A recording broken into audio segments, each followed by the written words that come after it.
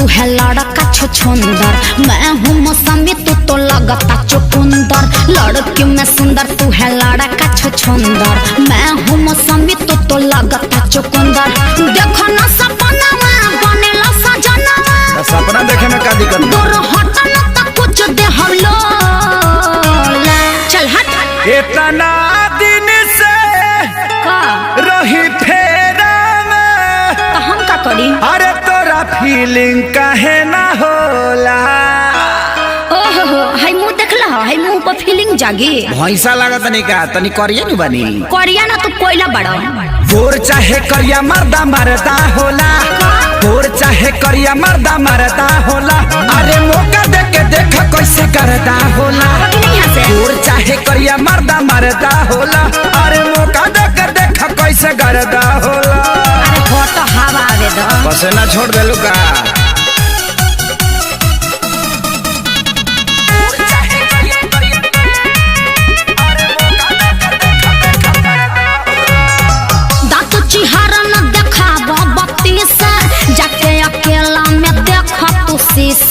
चढ़ल बा भूत जवन तोहरा कपार पर, क्षण में उतर जाई बाबू होनी से। रंगा जेबो एकदम से। तोहर धधकत जवानी बयाग जैसे, बन जहीबू तू सरसों के साग जैसे। करोगे जब पाला तो निकली देवाला, बाबू जर जाइबा हम हई सोना। देह में फोड़ा फेंक दे। लव यू देखी तोरा के दिल मेरा भीतरी से है बोला। अरे करियठा जग तो प्यार अभी ल सुतर लाभ के तो जागल बजाग जाए दे। गोर चाहे करिया मर्दा मरदा होला, गोर चाहे करिया मर्दा मरदा होला। अरे मौका दे के देख कैसे करदा होला। गोर चाहे करिया मर्दा मरदा होला, मौका दे के देख कैसे करदा होला। लिबरवा दे।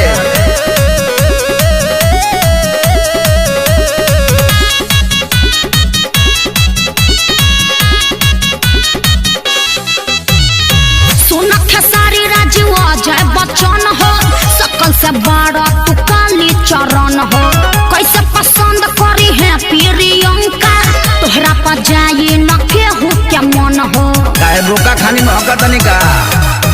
बढ़ जाई तो हरो पारसानी गोरी, नहीं देखो मोर दनसन के पानी गोरी। हम हंसनी होई तू त काला कौआ, बिना मेल कब मैच नहीं होला।